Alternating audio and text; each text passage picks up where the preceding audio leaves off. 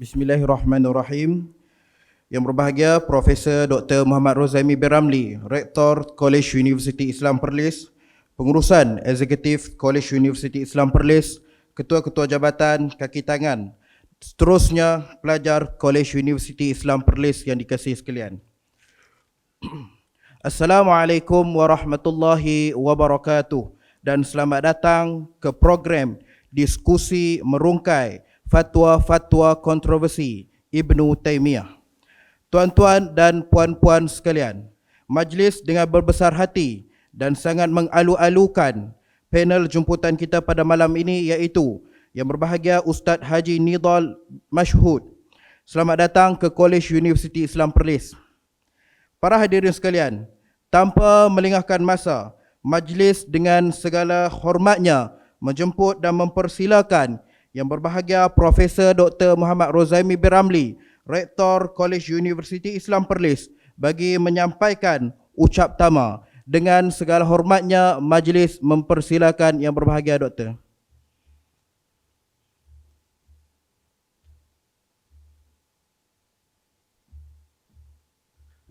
Assalamualaikum warahmatullahi wabarakatuh. Alhamdulillah wassalatu wassalamu ala Rasulillah wa ala alihi wa sahbihi wa man wala. Asyhadu an la ilaha illallah wahdahu la syarikalah wa asyhadu anna Muhammadan abduhu wa rasuluh. Amma ba'd. Terima kasih kepada Ajmal selaku pengurusi majlis pada malam ini dan yang kita muliakan tetamu kita Ustaz Nidhal Mashhud yang datang daripada Indonesia. Ustaz Mak Rizal selaku moderator insya-Allah pada malam ini. Dan semua staf-staf Kolej Universiti Islam Perlis dan juga pelajar-pelajar, mahasiswa, mahasiswi Kolej Universiti Islam Perlis. Alhamdulillah, kita bersyukur kepada Allah Subhanahu Wa Taala kerana pada hari ini kita dapat bersama walaupun program ini memang betul-betul ad hoc.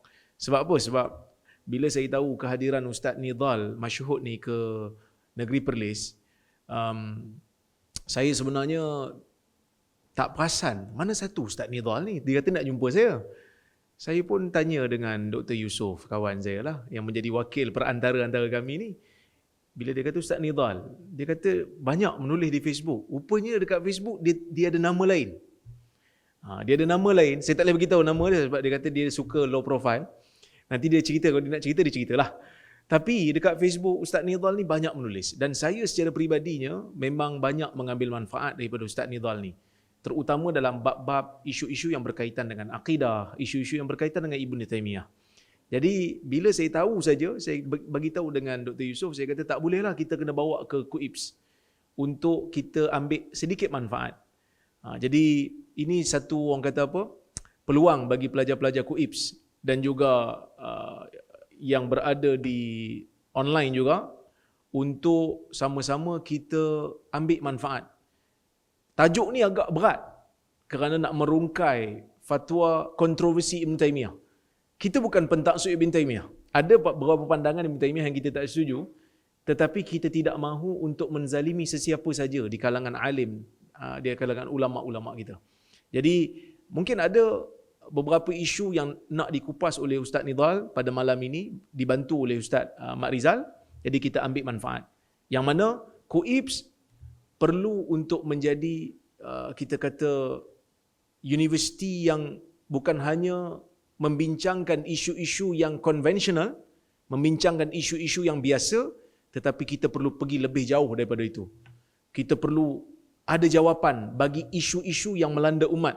Jadi kita sediakan pentas fikrah KUIPS, kita panggil pakar-pakar, kita panggil mereka-mereka yang ada pengetahuan untuk berkongsi ilmu dengan kita. Jadi nasihat saya kepada mahasiswa dan penonton yang mendengar secara dalam talian, ambil manfaat sebaiknya. Dan saya nak ucapkan juga terima kasih kepada staf Kolej Universiti Islam Perlis yang bersungguh menganjurkan walaupun dalam keadaan yang singkat. Alhamdulillah kita berjaya. Dan saya juga nak ucap terima kasih banyak kepada Global Ihsan kerana membawakan siaran ini secara dalam talian.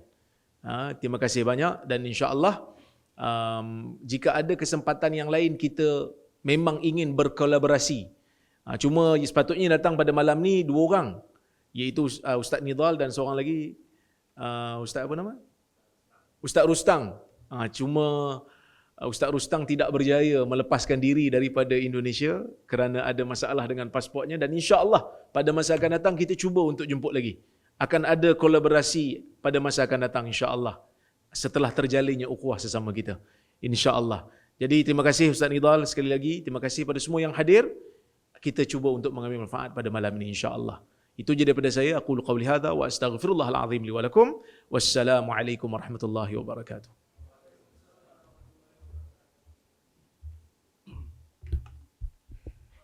Majlis merakamkan ucapan ribuan terima kasih kepada Profesor Dr. Muhammad Rozaimi bin Ramli di atas ucapan sebentar tadi. Hadirin sekalian, agenda majlis kita pada malam ini diteruskan dengan sesi diskusi yang akan mengupas berkaitan dengan tajuk merungkai fatwa-fatwa kontroversi Ibnu Taimiyah. Sesi diskusi ini akan dikendalikan oleh yang berusaha Ustaz Muhammad Rizal bin Azizan. Untuk itu, majlis dengan segala hormatnya menjemput Ustaz Haji Nidal Mashhud dan juga Ustaz Muhammad Rizal untuk mengambil tempat. Seterusnya, saya menyerahkan majlis pada malam ini kepada Ustaz Muhammad Rizal bin Azizan untuk meneruskan sesi diskusi pada malam ini. Majlis dengan segala hormatnya mempersilakan.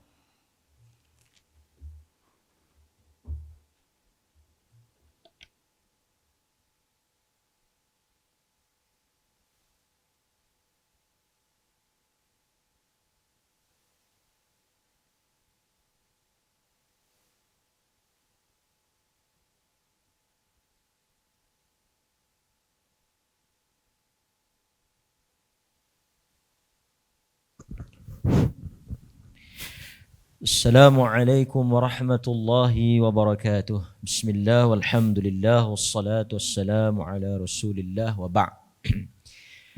Terima kasih kepada Al-Fadil pengurusi Saudara Saiful Ajmal yang dihormati dan dikasihi Sahibul Fadilah Dr. Muhammad Rozaimi bin Ramli, Rektor KUIPS, barisan pensyarah kanan, para asatizah dan seterusnya, para pelajar dan hadirin hadirat yang hadir pada malam ini.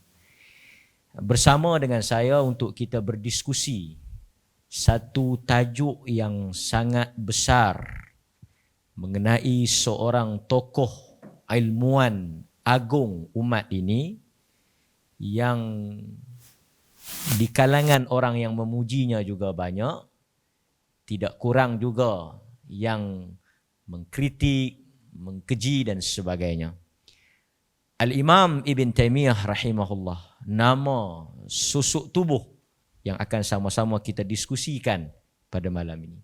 Kita mendatangkan khas Al-Fadil Ustaz Nidal Mashhud daripada bumi Jawa Timur untuk bersama-sama memberikan buah fikiran dan juga menjawab beberapa kontroversi yang timbul mengenai Syekhul Islam Al-Imam Ibn Taimiyah rahimahullah.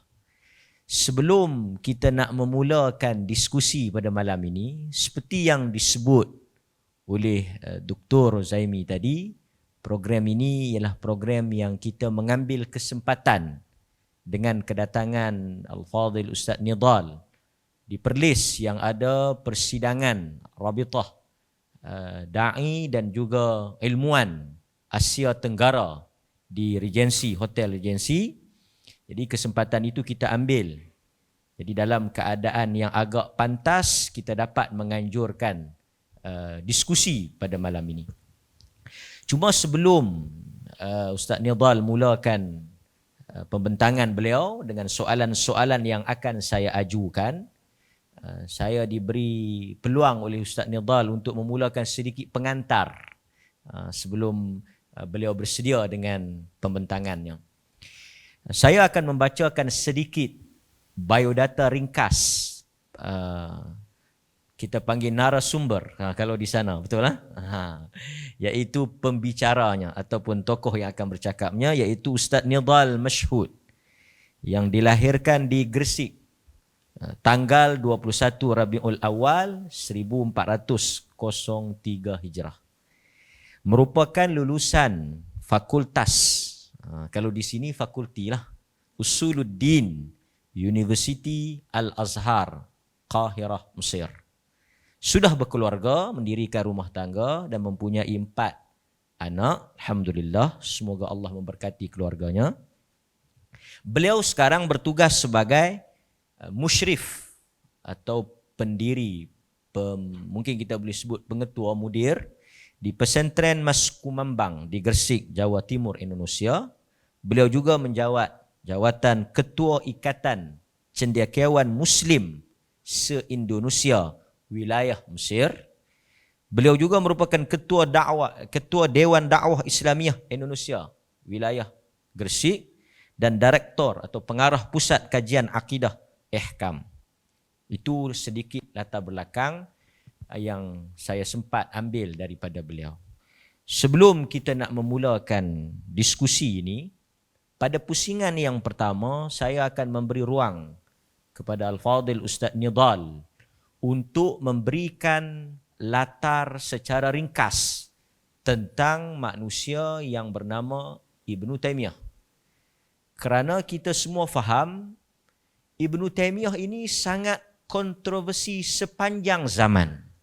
Bukan sahaja selepas beliau meninggal dunia, tapi semasa hidupnya juga sudah penuh rintangan dan dugaan. Beliau boleh dikatakan hampir kebanyakan usianya dihabiskan di dalam penjara. Dan beliau ini ketika hidupnya boleh dikatakan seorang ulama yang begitu komprehensif, menyeluruh. Kerana beliau bukan sahaja berjihad dengan pena, tulisan. Beliau mengarang karya-karya yang begitu banyak. Dan saya rasa penuntut-penuntut KUIPS patut mengenali karya-karya beliau. Tidak ada suatu bahagian yang tidak ditulis oleh Ibn Taimiyah. Beliau menulis kitab untuk menjawab Kristian. Dalam kitabnya yang terkenal, Jawabus Sahih Liman Baddala Dinal Masih. Untuk menjawab orang-orang Kristian. Perbandingan agama umpamanya. Beliau juga menjawab golongan Syiah. Dalam kitabnya yang terkenal, Minhajus Sunnah An-Nabawiyah fi Naqdi Kalami Syiah. Beliau juga bukan sahaja menjawab golongan Kristian, menjawab golongan Syiah. Beliau juga menjawab bangkit menentang golongan liberal. Dalam kitabnya yang terkenal Darut Ta'arud Bainal Aql wan Naql. Artinya dalam setiap bidang itu ada karyanya. Jadi orang yang banyak menulis, banyak membuat kerja, tentu ada salah dan silapnya. Beliau juga dikenali sebagai orang yang dikatakan sangat suka menghentam, suka mengkritik para ulama. Tetapi jangan lupa beliau menulis kitab Raf'ul Malam an A'immatil A'lam bertujuan untuk membela para imam. Jadi orang yang seperti ini untuk didiskusikan dalam masa yang ringkas dan pendek 1 jam ini, tak mungkin kita dapat menyelesaikan kontroversi yang timbul. Tapi kita akan cuba menjawab 1-2 isu sahaja sebagai pembuka kepada jalan. Dan Alhamdulillah tahniah kepada KUIP yang membuka diskusi ini, gelanggang ini, supaya menjadi perintis kepada diskusi-diskusi yang berikutnya. Jadi cukup dahulu, saya sudah melihat di layar laptopnya, sudah tersedia bahannya, jadi saya boleh mulakan. Jadi seperti yang saya janjikan, saya memberi ruang dalam 15 minit secara ringkas Al-Fadhil Ustaz Nidal untuk menyebut tentang Al-Imam Ibn Taimiyah secara ringkas, latarnya, zamannya. Kita jangan lupa beliau antara ulama yang turun ke medan perang, berjihad dengan pen dan pedang, melawan penjajah Tatar, Mogul. Kita mungkin boleh bercakap sekarang tetapi tidak mengalami apa yang beliau alami pada zamannya. Sebab itu fatwa-fatwanya mesti dibaca dalam konteks zamannya. Bukan dibaca di luar konteks. Jadi saya mempersilakan Fadil Ustaz Nidal untuk memulakan diskusi kita, memberikan pencerahan tentang latar hidup Ibn Taimiyah secara ringkas. Dipersilakan.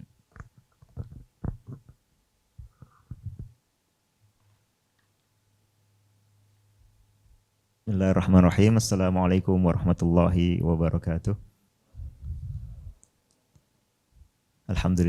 Alhamdulillahilladzi arsala rasulahu bil huda wa dinil haqq liyudhhirahu 'alad dini kullihi wa kafa billahi syahida. Asyhadu an la ilaha illallah wahdahu la syarikalah hubban wa ta'ziman wa tauhida wa asyhadu anna Muhammadan abduhu wa rasuluhu wa safiyyuhu min khalqihi wa khaliluh. Salawatullahi wa salamuhu alaihi wa ala alihi wa ashabihi wa man sara ala nahjihi wa sallama tasliman mazida.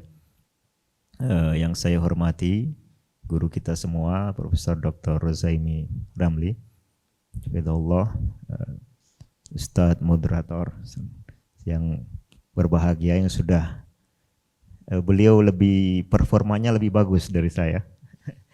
Semestinya bisa menggantikan. Ya, Ustaz Saiful selaku pembawa acara dan juga para hadirin sekalian, para dosen, apa di sini dosen? Para pensyarah di College University Islam Perlis ya. Yang semoga diberikan taufik oleh Allah Subhanahu wa taala dalam menjalankan tugas-tugas tarbiyah dan ta'lim, para mahasiswa sekalian serta hadirin juga di mungkin Zoom atau Facebook dan YouTube yang semoga dirahmati Allah Subhanahu wa taala. Sebelumnya saya mohon maaf karena saya tak pandai lah cakap Melayu. Tak boleh cakap bagus Melayu, orang Indonesia. Jadi nanti saya akan menyampaikan secara alami dalam bahasa Indonesia. Kalau ada kosakata atau kalimat atau ungkapan yang kurang dimengerti, boleh dikonfirmasi ya. Termasuk juga kalau nanti ada pertanyaan saya kurang paham, tolong dijelaskan. Tapi insya Allah mudah ya, apalagi untuk mahasiswa. Ini yang pertama. Kemudian yang kedua, ini memang kegiatan di sela-sela kita ada acara di akhir-akhir begini, kemudian dari tadi pagi bahkan tadi malam kita rapat sampai lepas tengah malam.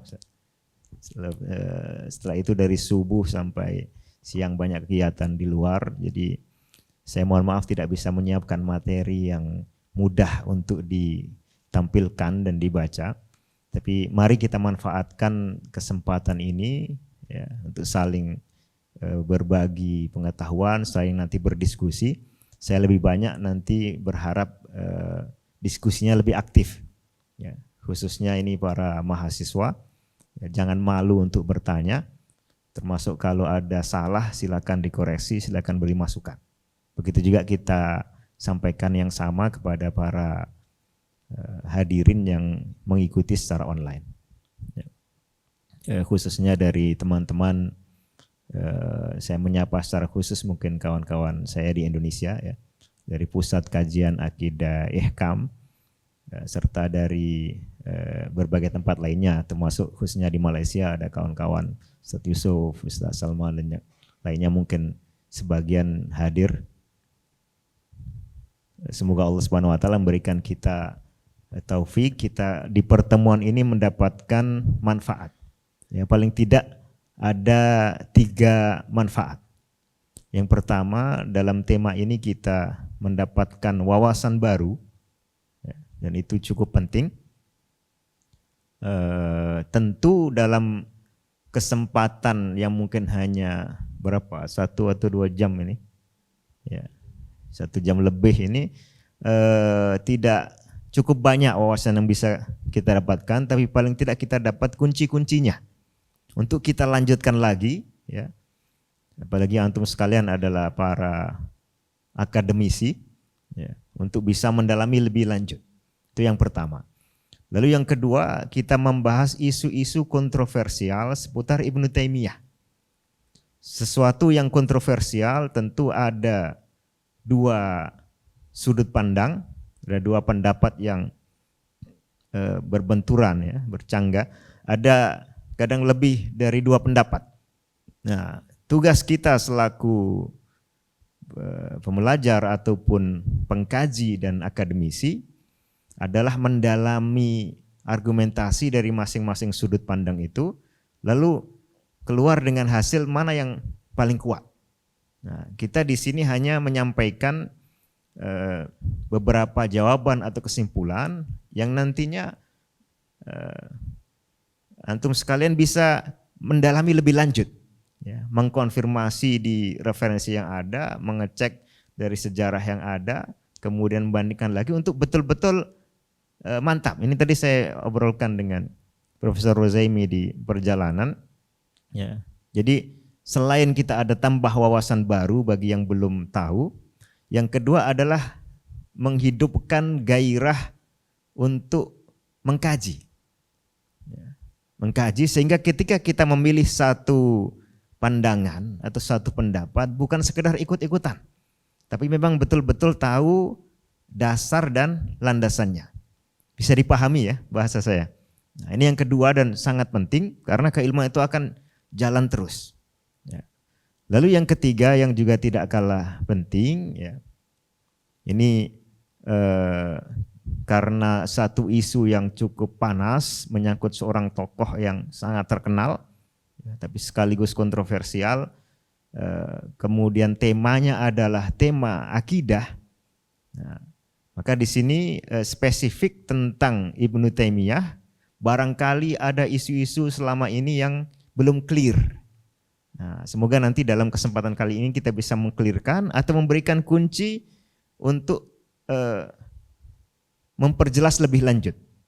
Nah, itu. Jadi 3 manfaat itu paling tidak saya harapkan, ya, ada wawasan baru, kemudian ada gairah untuk mengkaji lebih tinggi, lalu secara spesifik ada jawaban-jawaban yang jelas dan clear mengenai isu yang kita bahas kali ini.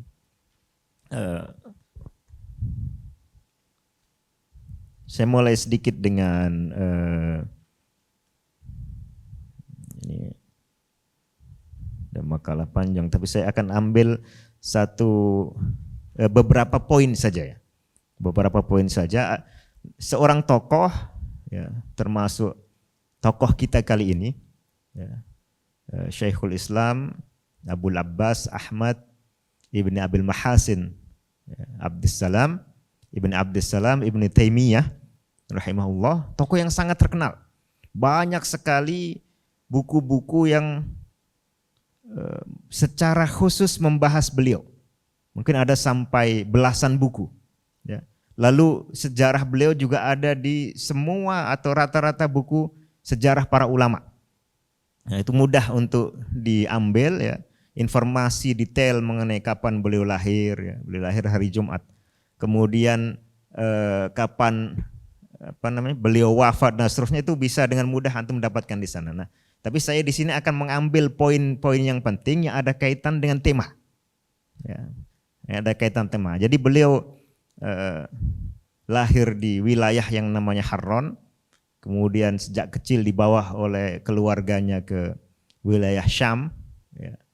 Wilayah Syam, hidup di Syam itu mana? Syria saja. Syria, Palestina, Lebanon, dan Yordania. Wilayah sekitar itu. Atau wilayah dulu disebut Baitul Maqdis. Ya, beliau dibawa ke sana khususnya di lokasi yang sekarang masuk kawasan Damaskus. Lalu keluarganya hidup di sana sebagai tokoh yang terpandang. Ya. Lalu kemudian khususnya di mazhab Al-Hambali. Ini wilayah yang sangat subur keilmuan, ya. Dan beliau hidup sejak kecil di situ. Bahkan punya atau terlihat kelebihannya semenjak masih kecil. Ya, beliau anak pertama, punya banyak adik.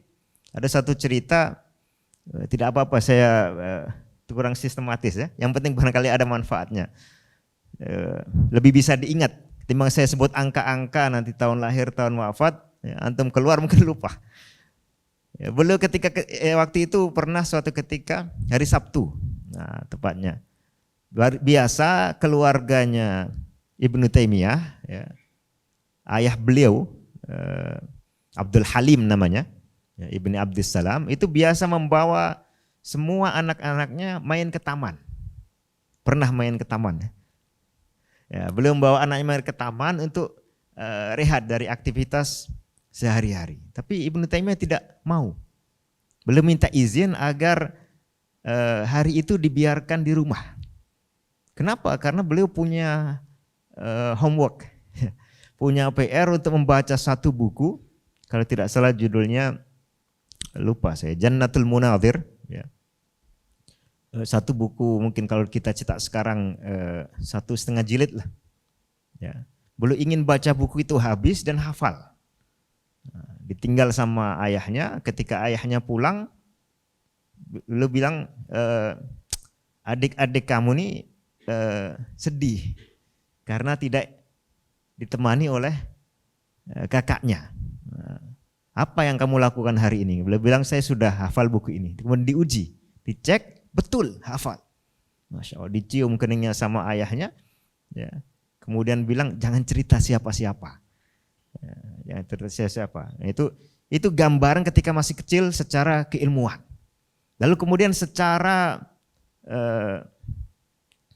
ifadah atau memberikan manfaat, ya. Beliau sebelumnya itu waktu masih anak-anak suka pergi ke namanya katatib, ya, atau semacam tempat belajar Al-Quran lah. Ya, suka pergi ke sana, biasa membawa lembaran. Ya. Lalu di tengah jalan itu suka ketemu dengan tetangga Yahudi. Ya, tetangga Yahudi kadang-kadang sempat ngobrol, tahu ngobrol ya? Ya, bincang-bincang. Sekian lama akhirnya Yahudi ini masuk Islam oleh anak kecil Ahmad bin Abdul Halim itu. Ya, bahkan aktivitas keilmuan beliau ini juga sudah tampak ketika kecil, masa beliau baru mencapai usia baligh.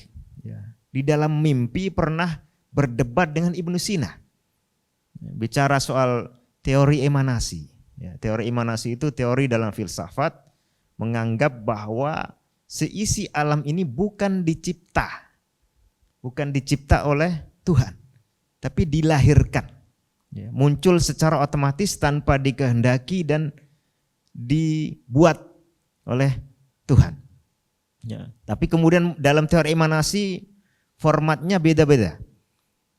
Ada yang hanya 3 hubungan langsung sampai ke alam semesta fisik seperti yang kita saksikan. Ada yang perlu sampai 9 atau 10 perantara.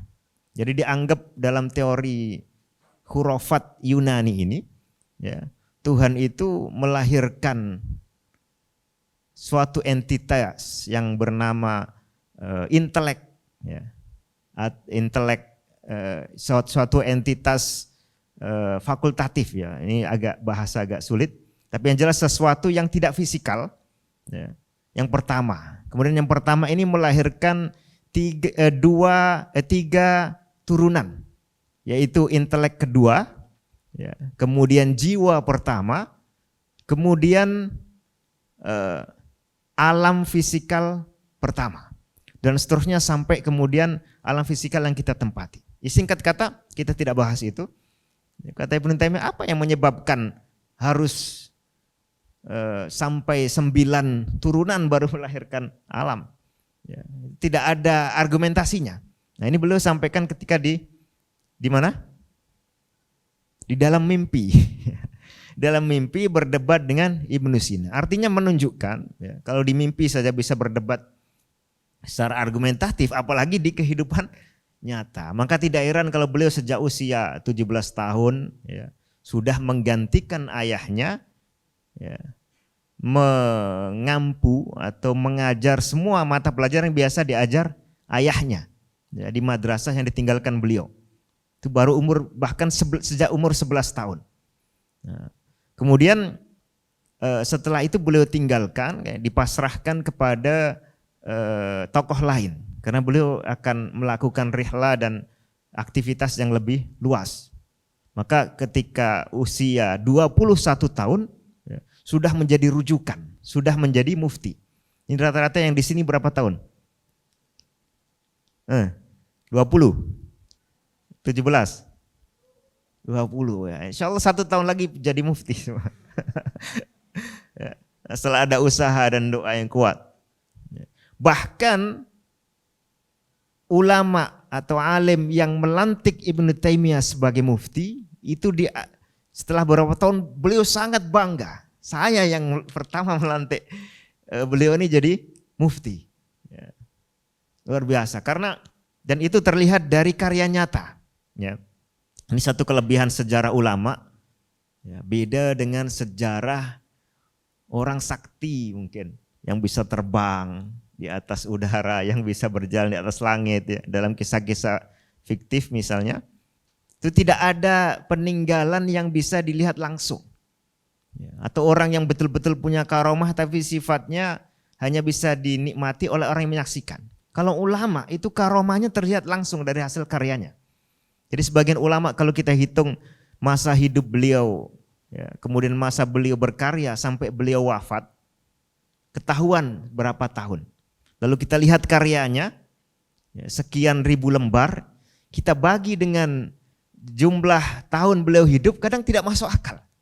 Ini berarti satu alim ini satu hari menulis sekitar 500 sampai 1000 lembar kalau dibandingkan dengan karyanya. Tapi itu sesuatu yang nyata.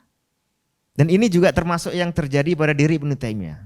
Tapi kemudian kita tahu sebabnya, ya, misalnya diceritakan oleh murid beliau Ibnul Qayyim, ya, kana yaktubu fi yaumin ma yansahuhun nasikh fi jumu'ah. Saking cepatnya beliau nulis, kalau nulis dalam satu hari, untuk orang lain menyalin ulang tulisan beliau itu butuh waktu 1 pekan. Tulisannya sangat cepat. Dan beliau punya khot yang sangat jelek. Saking cepatnya sangat jelek. Kadang-kadang beliau sendiri lupa ini bacaannya apa sebetulnya. Ya karena mirip. Ya, karena mirip. Butuh mengingat-ingat lagi. Perlu ingat-ingat lagi apa kira-kira yang dulu saya tulis. Tapi beliau punya asisten namanya Ibnu Rusyaik. Itu biasa membacakan ini antum maksudnya nulis ini. Nah, ya. Macam di Indonesia itu ada dokter, kalau tulis resep, itu tulisannya sulit. Ya, tulisannya sulit dibaca. Nah, itu karena sangat cepat. Sangat cepat, ya. Antum bisa bayangkan nulis 1 hari, perlu 1 pekan untuk bisa disalin ulang. Dan saya lihat secara langsung karya-karya manuskrip Ibnu Taimiyah yang hasil tulisan tangan beliau memang khotnya sangat jelek, ya, dan sangat sulit dibaca. Kadang dari cerita para muhakkikin atau yang menerbitkan ulang secara cermat atau kritis karya-karya beliau itu, kadang 1 halaman itu perlu mungkin bisa jadi 2 pekan, ya, untuk memastikan ini tulisannya seperti ini. Tapi sangat cepatnya. Padahal yang beliau tulis bukan novel. Bukan cerita yang langsung dikarang dari pikiran. Tapi tema-tema sangat berat. Filsafat, akidah, kalam, kadang fikih yang masuk detail. Kemudian di sela-sela nulis itu beliau ambil dari berbagai macam referensi. Ya, karena Ibnu Taimiyah dikenal hafalannya sangat dahsyat. Bahkan konon kalau baca buku, ya, ketika buka buku, yang sebelah kiri tutup dulu. Kenapa? Karena begitu lihat langsung hafal. Ya, langsung hafal walaupun tidak 100% ya. Tapi cepat, dan itu dibuktikan sendiri pertama kali oleh ayahnya tadi, lalu oleh para ulama yang lain. Ini kita bicara soal kelebihan beliau, ya, bakat dan kemampuan khususnya dalam bidang keilmuan. Ya. Yang kedua kita bicara soal semangat beliau, ya, dan semangat beliau dalam beramal, ya, seperti tadi termasuk masih sejak kecil sudah mengislamkan orang Yahudi, ya. Kemudian yang lebih penting dari itu adalah semangat beliau untuk berbesar hati. Ini luar biasa, ya. Terkenal luar biasa semangat beliau dalam sama sekali tidak punya, ya, kalau kita lihat dari sejarah yang ada, ya, tidak punya mental-mental negatif yang secara manusiawi bisa dimiliki oleh banyak orang, ya. Atau kalaupun punya tidak begitu kelihatan. Satu contoh nyata, beliau pernah punya dulu musuh ya, namanya Al-Bakri sebutannya. Ini ketika masih sehaluan dengan penguasa, berusaha bagaimana Ibnu Taimiyah ini bisa dibunuh, dieksekusi, bahkan sampai dibunuh. Ya, tapi kemudian penguasanya berganti, ya, Al-Bakri menjadi ketakutan. Ya, lari ke sana kemari, tidak mendapatkan tempat berlindung, ya, bernaung kecuali di rumahnya Ibnu Taimiyah. Ya, dan sama beliau dipersilahkan, dilindungi. Ya, dilindungi. Lalu kemudian datang masyarakat, ya, ke tempat itu, ya, ingin menghukum Al-Bakri. Ibnu Taimiyah keluar, beliau cerita, kalian ingin menyerang dia, apa alasannya? Kan hanya ada 3 kemungkinan. Pertama, karena hak Allah, ya, yang dinodai, maka biarkan itu, ya, biarkan itu dijalankan oleh Allah Subhanahu Wa Taala, ya, atau pihak yang berwenang. Itu pertama. Jadi tidak perlu kalian yang mengeksekusi. Yang kedua, kalian ingin menghukum Al-Bakri karena dia telah menzalimi saya. Kalau yang kedua ini saya sudah maafkan. Jadi tidak bisa jadi alasan. Yang ketiga, kalau kalian datang ini untuk hak kalian, kalian dizalimi oleh Al-Bakri, ya boleh saja. Tapi saya menganjurkan tidak. Dan kalau kalian tidak ikut nasihat saya, jangan mengaku sebagai pengikut atau murid saya. Artinya akhirnya kemudian pulang. Ini satu semangat jiwa yang sangat besar. Ya, terkenal beliau di penjara berkali-kali, ya, bahkan sampai 7 kali. Tapi setelah sekian lama di penjara, justru ucapan beliau yang sangat dahsyat. Dan ini kita mengingatkan kita kepada Imam Ahmad bin Hanbal. Beliau mengatakan, "Lau kana lirrajuli ayyashkura man adzahu la syakartu kullaman tasabbaba fi hadhil waqi'ah." Kalau seandainya layak atau patut seseorang itu berterima kasih kepada orang yang telah menganiaya dia, nah, tentu saya akan berterima kasih kepada semua yang menyebabkan saya di penjara ini. Kenapa? Karena justru di dalam penjara itu beliau menemukan banyak sekali manfaat. Ada waktu luang, ya, kosong untuk bisa beribadah dengan fokus, ya, kemudian fokus pada dunia keilmuan. Ya. Bahkan beliau ketika melihat di depan penjara, ya, itu sudah bertafaul, sudah optimis akan mendapatkan kebaikan. Wa dhuriba bainahum bisur batinuhu fihi rahmah wa dhahiruhu min qibalihil adzab. Ya, mengambil ibrah dari ayat ini. Ya, ayat yang secara makna umum mengatakan ini kawasan atau wilayah atau tempat yang di dalamnya itu penuh dengan rahmah, tapi dari luar seolah-olah azab. Nah, beliau mau melihat penjara seperti itu, ya. Sama sekali tidak merasa sedih. Ya. Bahkan pernah di salah satu persidangan, ya, hakimnya ini bingung, kenapa, bagaimana ini mau dihukumi karena tidak cukup bukti. Kata Ibnu Taimiyah, sudah saya masuk ke penjara dan kalian tidak perlu pening, ya. Saya masuk saja ke penjara, selesai masalah. Ya. Karena beliau sendiri di luar penjara itu hidupnya juga sangat sederhana, sehingga di dalam penjara pun tidak ada beza. Ya, pernah waktu kecil ibunya keluar, ya, tanpa meninggalkan makanan yang cukup, beliau datang melihat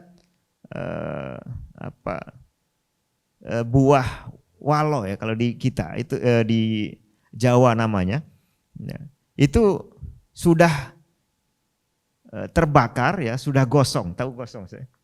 Jadi dimasaknya kelebihan, ya. Itu beliau makan biasa saja sudah selesai, tanpa ada tambahan pemanis, tanpa apa, dan itu sudah cukup. Ini kebiasaan beliau sejak kecil, ya. Memakai apa yang ada, kemudian makan apa yang tersedia, kalau ada, ya, kalau tidak ada, ditambah dengan semangat sedekah yang kuat. Setiap hari Jumat terkenal Ibnu Taimiyah itu kalau mau berangkat sholat Jumat, ambil apa yang ada di rumah, sedekahkan ke orang sebelum datang ke rumah. Nah, ini menggambarkan bukan hanya keilmuan yang kuat, ya, tapi juga kepribadian yang luar biasa. Karena itu tidak heran kalau kemudian karya-karya beliau yang ada sangat luar biasa. Nah, saya tambahkan satu poin singkat ya. Karena ini sebagai pengantar untuk sekedar mengenalkan tokoh Syekhul Islam Ibnu Taimiyah. Lalu yang terakhir ya, kelebihan yang alhamdulillah bisa kita rasakan ya dari karya-karya yang beliau tinggalkan ya, mungkin bisa dibagi menonjol pada tiga hal. Pertama adalah wawasan yang sangat luas. Ini diakui oleh para ulama, bukan orang biasa di zaman beliau. Yang ulamanya ini sendiri ulama yang level tinggi. Misalnya Imam Az-Zahabi. Tahu Imam Az-Zahabi? Ya, Syamsuddin Ibnu Az-Zahabi. Jadi ayah beliau itu kalau tidak salah tukang emas, makanya julukannya Az-Zahabi. Nah, beliau anaknya Ibnu Az-Zahabi. Itu mengatakan haditsun la ya'rifuhu Ibnu Taimiyah falaysa bihadits. Hadis yang tidak dikenal oleh Ibnu Taimiyah berarti bukan hadis. Artinya ini orang seolah-olah sudah menguasai semua hadis, paling tidak dari matan-matannya. Ya. Dan itu biasa beliau dalam karya mengambil hadis dan tahu posisinya di mana, menukilnya ya. Bukan berarti orang yang maksum, bukan. Kadang kita temukan ada salah. Ya, hadis misalnya di Sunan At-Tirmidzi beliau nisbatkan kepada Imam Muslim misalnya, ya, dengan lafadz yang bukan ada di Sunan di Sahih Muslim itu biasa, ya, tapi sangat sedikit. Jadi ulama yang hebat itu bukan ulama yang tidak punya kekeliruan atau kesalahan, tapi yang kekeliruannya bisa dihitung, ya, sehingga pada dasarnya benar. Ini satu. Jadi wawasan yang sangat luas. Dan wawasan luas bukan hanya di satu bidang ilmu. Ya. Apalagi kalau masuk ilmu akidah, ilmu yang jarang dimiliki orang para ulama saat itu. Kalau sudah bicara soal aneka macam teori filsafat, ya, teori kalam, aneka macam pandangan dalam tasawuf. Ya, bukan hanya yang itu, tapi juga pandangan akidah dari para ulama sunnah sebelumnya. Ya, para ulama hadis, para ulama athar yang sekaligus menulis tema di bidang akidah. Itu juga beliau tahu. Yang kadang-kadang orang hanya fokus di filsafat saja. Kadang-kadang orang hanya fokus di mutakallimin, ya, di ilmu kalam saja. Yang perdebatan antara sekte-sekte kalam. Ya. Tapi tidak mengenal warisan akidah dari orang-orang semisal Imam Ahmad, ya, Imam Bukhari, kemudian Imam Abu Hatim Ar-Razi, Abu Zur'ah Ar-Razi, Ibnu Huzaimah dan seterusnya. Nah, tapi beliau secara luas mengetahui itu, ilmu tafsir, ya, kemudian ulumul Quran, kemudian ilmu fikih, ya, dengan berbagai macam madhab. Ya, bukan hanya satu madhab fokus di madhab Hambali, tidak, tapi semuanya. Ya. Kemudian sejarah Islam. Ya. Bukan hanya sejarah Islam tapi termasuk sejarah umat-umat sebelumnya. Nah, ini luas sekali dan itu diakui banyak pihak, baik yang pro dengan pemikiran beliau maupun kontra, sehingga tidak perlu kita perdalam ya, karena ini sudah sesuatu yang diakui. Nah, itu yang pertama ya, keluasan ilmu. Lalu yang kedua adalah kedalaman analisis. Nah, kadang-kadang orang ya, atau seorang alim atau ulama itu ilmunya luas tapi kurang mendalam. Ya, kurang mendalam, kemudian kurang kritis. Ya, kurang kritis. Sehingga kadang semua dihimpun, ditampilkan, disampaikan tapi tidak mendalam. Lalu yang ketiga, yang terakhir, ya, beliau adalah punya sikap yang sangat dewasa, termasuk dalam dunia keilmuan. Dan ini memberikan efek yang sangat jelas di karya-karya yang beliau tampilkan. Ya, betul beliau banyak mengkritik Asy'ariyah. Tapi ketika Asy'ariyah dizalimi oleh Rafidhah, ya, misalnya oleh penulis Minhaju Al-Karamah yang kemudian beliau sebut Minhajun Nadamah, ya, lalu beliau nulis Minhajus Sunnah An-Nabawiyah, ya, Ibnul Mutahhir Al-Hulli. Sebagian orang menyebutnya Ibnul Munajjis Al-Hulli, ya, tapi ini tidak penting. Ya, ketika di situ Asy'ariyah dizalimi, ya, disebut dengan sebutan yang tidak semestinya atau disampaikan mazhab mereka tidak seperti aslinya, di situ Ibnu Taimiyah membela. Ya. Dan membandingkan satu kelompok, misalnya satu Asy'ariyah itu beda-beda. Antara Abul Hasan tidak sama dengan Ibnu Furaq. Ya, antara Abul Hasan dan Ibnu Furaq tidak sama dengan Al-Juwaini. Ya, jadi satu mazhab, satu kelompok belum tentu pemikirannya sama. Dan itu butuh detail tadi, butuh analisa yang, butuh wawasan yang luas, butuh analisa yang cermat. Kemudian diberikan penyikapan yang berbeda. Karena kita tidak bisa menyikapi satu kelompok semuanya statusnya A atau B. Ketika kelompok itu berbeda-beda, ya. Sehingga masing-masing tokoh punya penilaian sendiri-sendiri. Nah, ini bagian dari kedewasaan sikap. Kemudian tidak berlarut-larut dengan perdebatan tanpa ada kesimpulan. Nah, barangkali itu sekilas, ya, tidak terlalu detail yang saya sampaikan, tapi barangkali ini lebih penting ketimbang saya cerita detail-detail dalam perjalanan hidup beliau, yang itu bisa kita baca semua di buku-buku yang ada. Barakallahu fikum. Alhamdulillah, di atas sedikit pengenalan yang begitu mendalam jugalah yang disebut oleh Ustaz Nidhal. Cuma yang menariknya di poin yang akhir itu memang diakui Ibn Taimiyah ini bersikap adil dan insaf termasuk kepada pihak yang berlawanan. Seperti contoh yang disebut oleh Ustaz Nidhal tadi, beliau mempertahankan dan memperbetulkan salah tanggap terhadap Asy'ariyah itu sendiri.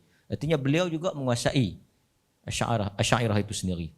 Baik, jadi kita akan pergi kepada soalan yang kedua. Oleh kerana ni adalah hard talk, jadi saya kena bagi panas sikit lah. Soalan yang berikutnya, jika tak difahami soalan boleh ditanya. Ya. Tadi satu pekan itu satu minggu. Ya, bukan satu pekan itu seluruh pekan. Nanti dipahami seluruh pekan itu mau diterjemah.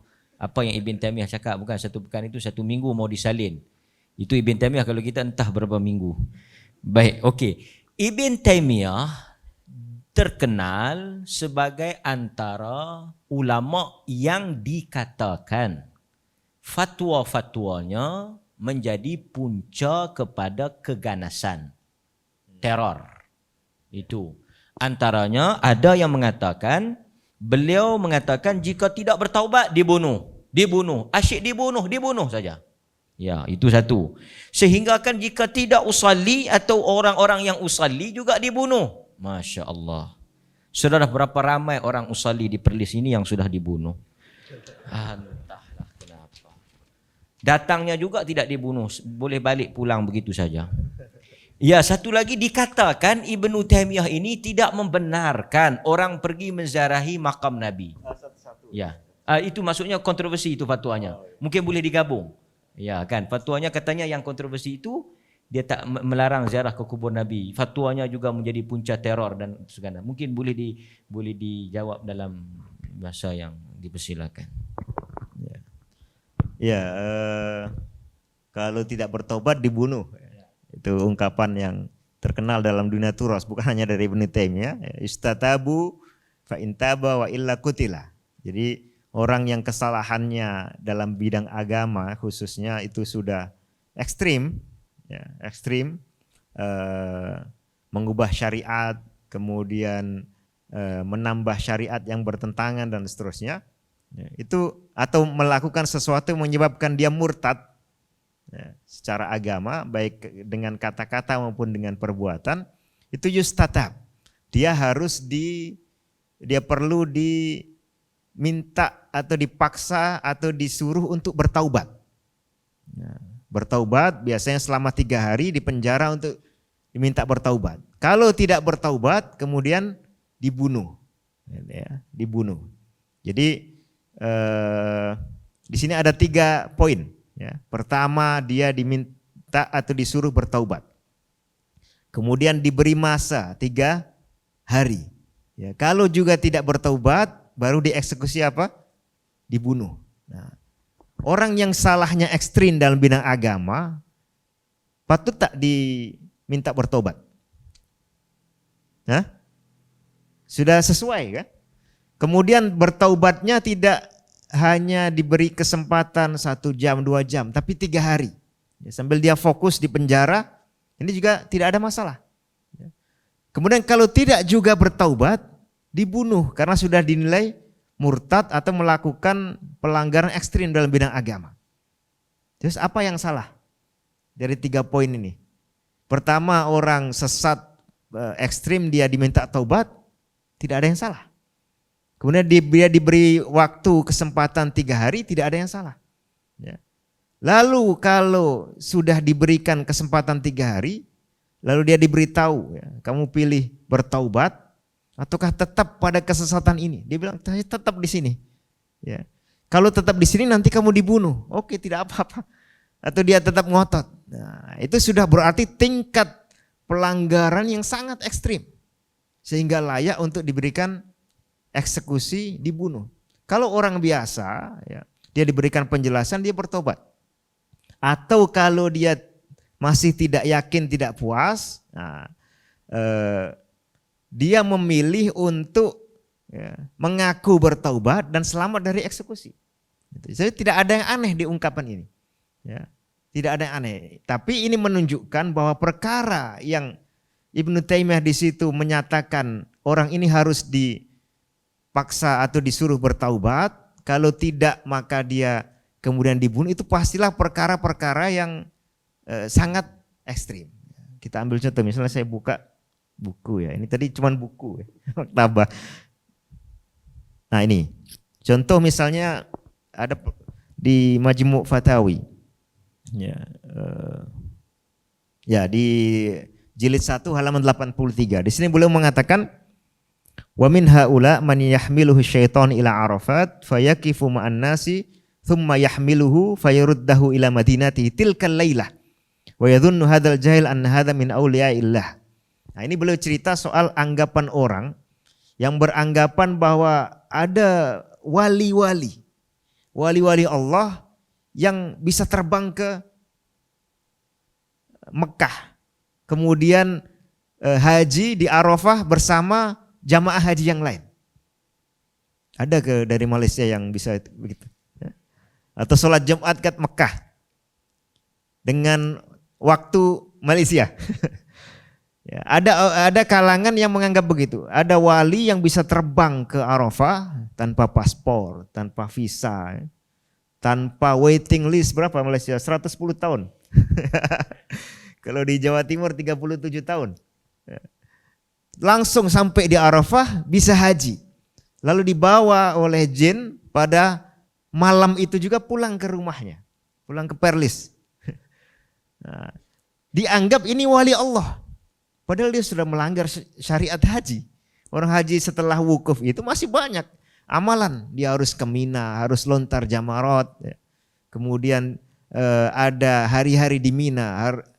Harus sembelih hadiu kalau hadinya tamattu. Kemudian harus tawaf ifadhah. Ini datang ke Arafah langsung pulang.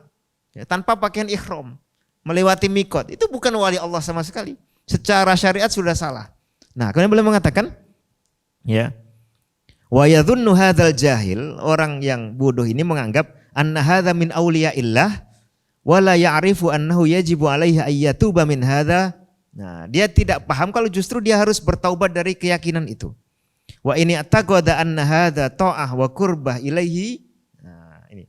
Jadi, kalaupun ada orang yang seperti itu dibawa terbang oleh jin datang ke Arafah, ya, kemudian malam itu juga kembali dan dianggap ini sebagai wali Allah, padahal tidak mengerti syariat haji.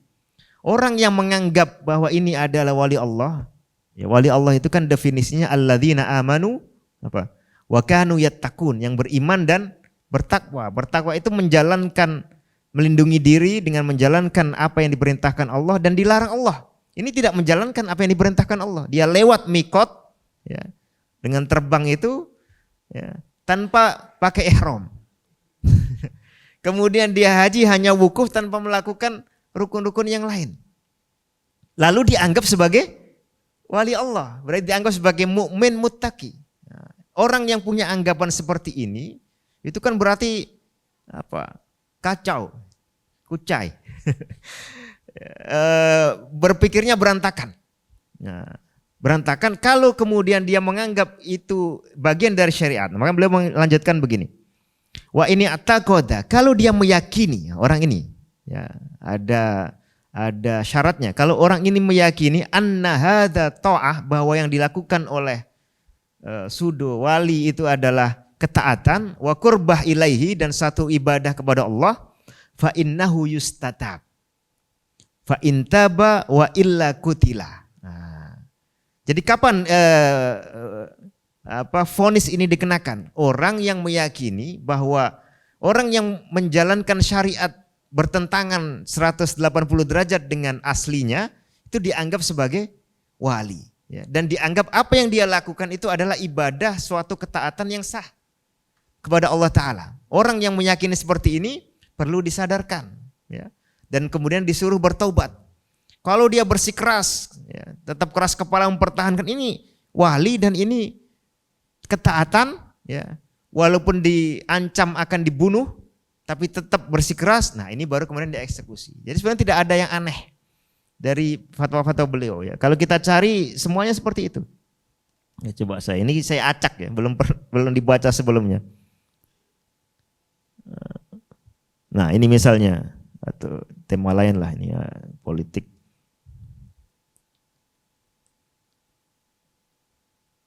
Nah ini misalnya, ya, tentang tema tawassul, ya, tawassul, tahu ya?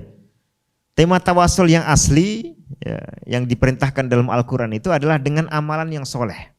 Kita beramal sehingga masuk surga, ya, menjadikan amal sebagai tawassul, termasuk tawassul dalam doa. Nah, beliau mengatakan, ya, tawassul dengan keimanan dan kemudian doa. Ya, doa termasuk doa dari orang yang soleh dan doa dari Rasulullah ketika beliau hidup. Wa man angkarat tawassula bihi bi ahadi hadainil ma'nayain. Kalau orang mengingkari perlunya atau sahnya bertawassul dengan amal soleh dan juga dengan doa. Ini mungkin maksudnya doa dari Rasulullah SAW ketika beliau bisa hadir dan mendoakan. Fahuwa kafirun murtad. Ya, dihukumi apa? Kafir. Yustadabu fa intaba wa illa kutila murtaddan. Nah, sudah jelas yang diberikan vonis oleh beliau yustatab, ya, diminta bertaubat. Kemudian kalau bertaubat oke. Kalau tidak bertaubat maka dia dibunuh, dieksekusi bunuh. Ya, nah, ini orang yang memang sudah statusnya murtad, dan hukum murtad semuanya jelas, ya, sesuai ijma ulama. Memang hukumnya adalah dibunuh. Tentu seperti ditetapkan oleh Ibnu Taimiyah, ya, diterangkan oleh beliau, ada proses, ada prosedur. Dan kita lihat secara langsung dalam kenyataan sejarah, siapa yang pernah divonis oleh Ibnu Taimiyah dieksekusi bunuh, ya, karena tema-tema seperti ini? Tidak ada, ya, karena prosedurnya belum diketahui. Bahkan pernah beliau berdebat dengan sebagian kalangan, lalu beliau mengatakan, ana in qultu hadza kuntu kafiron. Kalau saya mengikuti pandangan ini saya jadi kafir. Tapi kalian tidak. Kenapa? Karena kalian masih belum paham. Nah, jadi ada prosedur. Kalau orang sulit paham, ya, itu tidak bisa divonis sama dengan orang yang sebetulnya sudah paham tapi dia bersikeras. Ya, bersikeras menolak kebenaran. Jadi itu 3 poin, ya. Pertama, vonis-vonis seperti itu memang sebetulnya tidak ada ikhtilaf di antara ulama. Itu dikenakan kepada orang yang sudah kategori murtad, baik karena kata-kata maupun karena tindakan. Dan ada proses, ada diminta bertaubat, ada masa, kemudian baru dihukumi dengan vonis dibunuh. Itu pun ada prosedurnya. Nah, itu yang pertama. Yang kedua, dalam kenyataan, ya, sejarah hidup beliau tidak ada orang yang beliau itukan. Ya, tadi seperti Al-Bakri, ya, itu luar biasa penyesatannya, tapi beliau justru amankan secara fisik, ya, karena tidak punya dendam. Bahkan beliau ketika pernah ada masa itu Sultan ganti, ya, Sultan di tempatnya Ibnu Taimiyah, Sultannya datang menawarkan untuk mengeksekusi, membunuh para qadhi dan para tokoh yang dulu berusaha agar Ibnu Taimiyah dieksekusi mati. Apa jawab beliau? Anta in qataltahum lan tajid ahsana minhum. Beliau mengatakan, Anda wahai sultan ini, kalau membunuh mereka, orang-orang yang memang bermasalah, ya, setelah mereka mati, Anda tidak akan mendapatkan orang yang lebih bagus dari mereka. Jadi mereka memang bermasalah, tapi kalau ini dihabiskan, tidak ada lagi SDM, sumber daya manusia yang lebih bagus. Kemudian kata Sultan, haulai kanu sa'au fi adzak wa qatlik. Mereka itu dulu berusaha untuk agar kamu dibunuh. Beliau akhirnya mengatakan, kalau seperti itu saya sudah maafkan. Kalau karena hak saya sudah maafkan. Dan kalau karena hak Allah, biarkan Allah yang akan mengeksekusi mereka kalau tidak bertobat.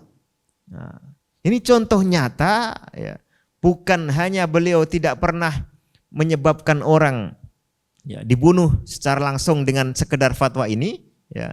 Dan ini menjelaskan bagaimana kita menafsiri, memahami kata-kata seperti ini. Yang kedua, beliau justru menimbang mana yang lebih maslahat, ya, walaupun mereka punya berhak untuk dieksekusi, tapi beliau memaafkan, melepaskan haknya itu sehingga mereka menjadi selamat. Ya. Mungkin kebanyakan. Kalau kepanjangan Ustaz ingatkan. Ya. Oke, silakan. Silakan kalau ada pertanyaan lain. Oh, yang ziarah kubur, ya. Tidak ada Ibnu Taimiyah melarang ziarah kubur. Ya, cari semua buku beliau tidak akan ada. Yang beliau larang itu adalah sengaja melakukan safar, ya, khusus untuk datang ke kuburan dengan keyakinan bahwa itu adalah suatu ibadah. Nah, ini memang tidak ada syariatnya. Dan sebelum beliau sudah ada ulama, misalnya Abu Muhammad Al-Juwaini, ya, bapak daripada Imamul Haramain, beliau melarang itu tegas. Ya. Kemudian bahkan kalau kita baca di pendapat fuqaha itu ada pandangan, ya, kalau safar maksiat, ya, suatu safar yang maksiat itu tidak mendapat keringanan qasar. Nah, itu diterapkan termasuk dalam perkara ini. Bagi Ibnu Taimiyah sendiri tidak, ya, semua safar, baik safar taat atau safar maksiat tetap ada keringanan qasar. Ya, tapi sampai ada fuqaha yang seperti itu. Nah, lalu kalau kita cari memang tidak ada syariat yang mengatakan bahwa pergi jauh khusus untuk datang ke kuburan itu adalah suatu ibadah. Nah, jadi ada rumusan ibadah itu, ya, antum semua tahu hukum taklifi, hukum fikih yang terkait dengan perbuatan. Ada berapa hukum? Ada 5, ya. Apa saja? Wajib, sunnah atau mandub, mustahab. Yang ketiga? Makruh, haram sama mubah. Ya, mubah itu artinya dilakukan boleh, tidak dilakukan boleh. Sama-sama tidak mendapat dosa atau pahala. Kalau saya tanya, ibadah itu hukumnya apa? Apakah ibadah itu haram? Tidak mungkin. Ya, kalau ibadah yang sah tidak mungkin haram. Apakah makruh? Tidak mungkin. Ya. Apakah wajib? Ya, ada ibadah-ibadah yang wajib. Apakah sunnah atau mustahab? Ya, ada ibadah-ibadah yang sunnah. Apakah ada ibadah yang mubah atau jaiz tanpa kalau dilakukan tidak mendapatkan pahala? Tak ada kan? Jadi ibadah itu hanya 2, wajib atau mustahab. Nanti ada pilihan-pilihan yang tetap kalau dilakukan dia jadi pahala. Nah, jadi yang namanya ibadah itu tidak mungkin kalau dia bukan wajib atau mustahab. Nah, kita tahu bahwa ibadah ini wajib atau mustahab dari mana? Kalau ada dalilnya, ada syariatnya di Quran, ada syariatnya di sunnah, ya. Baik secara langsung maupun secara kandungan umum, ya, atau dikiaskan. Nah, itu. Jadi kalau ada, nah ini safar untuk khusus ziarah kubur, kalau dianggap sebagai ibadah, ini tidak ada syariatnya. Bahkan ada larangan. La tusyaddur rihal illa ila salasati masajid. Ya. Yaitu Masjid Haram, ya kita sengaja datang safar jauh ke sana, atau Masjid Nabawi sengaja safar datang ke sana, ya. Untuk masjidnya. Ketika sudah sampai di masjid, ya, sudah dekat, nah bisa berkunjung ke Masjid Kuba, bisa berkunjung ke ziarah kubur ke Rasulullah, ya, dan kedua sahabat beliau yang mulia, ya, atau Masjid Al-Aqsa. Nah, jadi itu sebetulnya kaul beliau, ya, bukan kaul yang aneh, bukan pandangan yang aneh, ya. Tapi kalau dianggap melarang ziarah kubur ini jelas tidak, ya. Karena ziarah kubur ada syariatnya. Yang beliau larang itu adalah sengaja bepergian jauh khusus untuk mendatangi kubur, dan itu dianggap sebagai ibadah. Apakah ada ulama lain yang berbeda? Ada. Misalnya Imam Nawawi mengatakan ziarah ke kubur Rasulullah ini suatu ibadah atau kurban, dan itu biasa. Ya, tinggal nanti kita mengkaji mana yang lebih kuat. Tapi ini bukan tema, bukan poin yang layak untuk menjadikan seorang ulama dikecam karena pendapat seperti itu. Karena bukan pendapat yang aneh. Tapi kalau melarang khusus ziarat kubur, ya, ini pendapat yang agak aneh. Tapi sebetulnya zaman dulu ada. Kalau tidak salah misalnya, ya nanti tolong dikoreksi kalau keliru, Imam Asy-Sya'bi, salah satu ulama yang generasi awal itu melarang, ya, melarang ziarat kubur. Nah, pandangan dulu seperti itu ada. Tapi yang diucapkan Ibnu Taimiyah pun bukan itu. Beliau tidak melarang ziarah kubur, justru mengatakannya sebagai sebuah kebaikan. Ya. Yang beliau larang kalau ziarah kubur jauh-jauh. Ya. Kemudian sekarang berkembang zaman ini ada wisata religi kalau di Indonesia. Ya. Wisata religi bukan untuk dari satu masjid ke masjid untuk wisata, tapi dari satu kuburan ke kuburan dengan niat ibadah. Nah, ini salah satu bentuk wujud yang dilarang oleh Ibnu Taimiyah, dan itu pandangan yang wajar. Ya. Bahkan cukup kuat argumentasinya. Itu.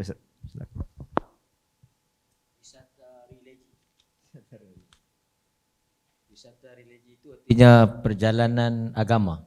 Ya. Untuk ke kubur-kubur. Tidak lagi pergi ke Bali, tapi pergi ke kubur. Ini boleh dikatakan kuburi kah? Ya.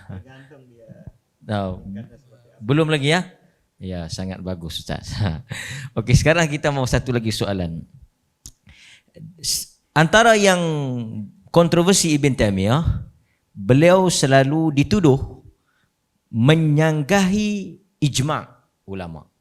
Sehingga dikatakan beliau menyanggahi 60 masalah yang dikatakan ijma'. Artinya beliau sangat ganjil begitu.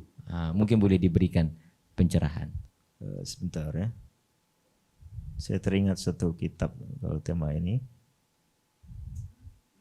Tak perlu ya, kelamaan. Ya ini pertama kita perlu tahu dan paham jelas ya. Ibnu Taimiyah ini termasuk tokoh ya bahasanya. Ya, tokoh yang sangat menekankan pentingnya ijma'. Nah, jadi berbalik dengan pertanyaan ini. Tokoh yang menekankan pentingnya menjaga ijma'. Dan beliau sering mengecam tokoh-tokoh lain yang keluar dari ijma'. Ya. Termasuk misal dalam perkara bukan perkara agama, ya, perkara ilmu fisika misalnya. Beliau menyebutkan ijma' ulama bahwa bumi ini bulat apa datar? Kira-kira datar, seperti piring. Ya, beliau menyebutkan ijma' ulama bahwa bumi ini bulat, ya, agak oval dikit lah. Tapi yang jelas bulat, bola. Ya, bola. Beliau menyebutkan ijma' ulama dan mengecam kalangan mutakallimin, ya, yang berpandangan sebaliknya. Ya, itu masih ada sampai zaman-zaman berikutnya. Antum kalau baca tafsir Jalalain, ya, itu di situ disebut bumi itu datar, musattahah. Ya, masih ada. Dulu ada yang berpandangan alam ini kadang ada yang berpandangan segitiga atau segi empat, ya, kotak atau trapesium. Ya. Beliau mengecam itu. Jadi bukan hanya dalam masalah agama, kadang-kadang ijma di tema lain yang dia kuat, ada dalilnya jelas, itu juga dikecam oleh beliau kalau ada orang keluar. Dan ini bukan yang pertama. Itu sudah pernah disebutkan oleh Ibnu Hazm ya, dalam Al-Fisal, disebutkan oleh Ibnul Jauzi, disebutkan oleh Ibnul Munadi, salah seorang ulama Hanabilah juga ya, walaupun tidak langsung dari sumber, bisa jadi sumbernya dari para saintis saat itu. Ya. Jadi Ibnu Taimiyah termasuk orang yang sangat menekankan ijma. Ya. Lalu pernah ketika menjawab satu fatwa beliau mengatakan ya, wal mujib, artinya diri beliau sendiri itu tidak akan mengatakan satu fatwa atau perkataan kecuali yang beliau temukan salafnya. Beliau temukan ulama tokoh sebelum beliau ya, yang juga berfatwa fatwa yang sama. Beliau menekankan itu. Sampai pernah ketika beliau ingin berfatwa soal ini satu masalah penting dan untuk kontemporer sangat bagus ya. Di sini ada yang pernah pergi umroh? Belum? Ya, 1 tahun lagi insya Allah. Dulu umroh itu berjalan kaki atau naik kuda atau naik onta ya, lebih simpel. Sekarang pesawat dan harus sudah pesan tanggal atau tarikh 1 misalnya sampai tarikh 12 ya. Sudah dipesan hotelnya, ya, sudah di booking tiket pesawatnya dan seterusnya. Sudah ada tanggal pasti keberangkatan, kepulangan. Ya. Tapi ada masalah untuk mohon maaf kalangan akhwat atau muslimat. Ya. Ketika datang bulan, ya, pas dia datang di Mekah, sementara dia hanya punya waktu misal berapa 5 hari. Nah, umumnya ulama berpandangan orang yang sedang datang bulan tidak boleh melakukan apa? Tawaf. Dan Sayyidah Aisyah ketika datang haji memang dilarang Rasulullah. Beliau mengatakan if'ali ma yaf'alul hajj wa alla tatufi bil bait. Ya, lakukan yang biasa dilakukan amalan jamaah haji yang lain, tapi jangan melakukan tawaf. Tawafnya nanti setelah suci. Nah, itu kalau dia tinggal di Mekah, ya, duduk kat sana lama. Harinya cukup. Kalau tidak cukup bagaimana? Nah, ada 2 pilihan. Dia pulang tanpa membawa haji, tanpa membawa umroh. Ya. Dan ini berat, apalagi kalau tidak sejak awal berniatnya dengan tambahan seperti itu. Jadi harus datang lagi. Ya. Atau dia tetap tawaf dalam kondisi belum suci. Nah, ini difatwakan oleh beliau. Ya, kalau dalam kondisi normal jangan, tunggu dulu sampai suci baru silakan tawaf. Ya, tapi kalau sudah besok misal pesawat akan pulang, ya, maka beliau memilih pendapat pandangan boleh orang haid itu melakukan tawaf. Karena dalil-dalil yang mengatakan orang haid tawafnya tidak sah tidak ada. Hanya ada dalil itu tadi, Rasulullah melarang Sayyidah Aisyah untuk melakukan tawaf ketika masih haid. Tapi sebelum haji selesai, Sayyidah Aisyah sudah suci, sehingga beliau melakukan tawaf. Tidak ada, bahkan beliau ingin nambah umroh. Tidak ada kasus di mana sahabat ini atau sahabiyah, ya, sahabat wanita itu belum suci, ya, tapi dia belum tawaf. Nah, kasus ini tidak ada. Jadi dalil untuk melarang wanita yang haid untuk tawaf ya, ketika kondisi sudah mendesak tidak ada yang kuat. Maka beliau memilih pandangan itu dan sudah ada sebelumnya ulama. Satu pandangan di mazhab Hanafi kalau tidak salah ya. Kemudian di sebagian akwalnya Imam Ahmad. Nah, jadi beliau juga bukan menentang ijma. Walaupun sebagian orang menganggap itu menjelisihi ijma karena kurang wawasan. Ya, tidak tahu ada pandangan seperti itu. Nah, ini contoh ya. Jadi pertama beliau sangat menekankan pentingnya ijma. Yang kedua beliau sering membantah orang lain yang keluar daripada ijma. Ya. Sulit dibayangkan orang seperti ini kemudian menentang ijma atau sampai puluhan ya, ijma. Itu hanya ijma yang dianggap ijma karena dia ilmunya kurang. Ya. Makanya yang ketika kita teliti ternyata ada semua. Ya. Seandainya pun ada keliru 1, 2, 3, 4 wajar. Karena ulama bukan sesuatu yang, bukan orang yang maksum atau terjaga dari kesalahan. Ya tinggal dikoreksi saja kalau memang salah. Ya, jadi secara prinsip tidak ada teori bagi Ibnu Taimiyah untuk keluar dari ijma. Ya. Kemudian secara praktik ternyata itu bukan ijma. Ya, ada salah satu pandangan yang termasuk ketika dalam masalah talak. Ya. Beliau bukan keluar dari ijma karena talak 3 ya, ketika mengucapkan anti tolik dalam satu kali duduk ya, itu menurut madhab yang 4 memang dia jatuh 3, tapi itu madhab yang 4 ya. Ijma'nya madhab yang 4 bukan hujjah. Yang hujjah itu ijma'nya seluruh ulama ya. Sementara ulama bukan hanya madhab yang 4 ya. Itu ketika zaman Rasulullah dan ketika zaman Abu Bakar As-Siddiq itu tidak pernah dihitung sebagai 3 talak. Ketika zaman awal Khalifah Umar bin Khattab juga tidak dihitung sebagai 3 talak. Dihitungnya tetap 1 karena dalam satu putaran ya, masih belum iddah, masih bisa dirujuk. Nah, tapi di pertengahan Khalifah Umar melihat orang suka bermain-main. Semestinya, sepatutnya, ya, seharusnya talak itu 1 saja, anti tolik, sudah. Ya, kemudian beri kesempatan untuk bisa rujuk. Ya, kalau tidak maka berarti dia sudah jatuh 1 kali talak. Ya. Masih ada kesempatan untuk rujuk. Kalau tidak dirujuk, masa iddahnya habis, berarti sudah pisah suami istri. Dulu seperti itu. Tapi kemudian orang tidak puas, mungkin emosi, tidak puas. Kamu saya cerai, tidak puas begitu dia, kamu saya cerai, dihabiskan kuota cerai sekaligus ya, di malam hari begitu, esok hari menyesal. Itu banyak sering terjadi. Nah, Khalifah Umar melihat ini orang sudah mulai bermain-main dengan talak ya, akhirnya beliau sudah, kalau gitu kita hukumi ini jatuh 3 karena dia memang ingin bermain-main dengan 3 talak itu. Nah, jadi itu adalah bagian dari istihadnya Khalifah Umar, beliau selaku penguasa ya, di pertengahan pemerintahan beliau. Kemudian para ulama rata-rata mengikuti itu. Nah, ketika Ibnu Taimiyah punya pandangan yang seperti halnya zaman Umar yang pertama dan zaman Rasulullah dan Khalifah Abu Bakar As-Siddiq, ini bukan menyelisihi ijma'.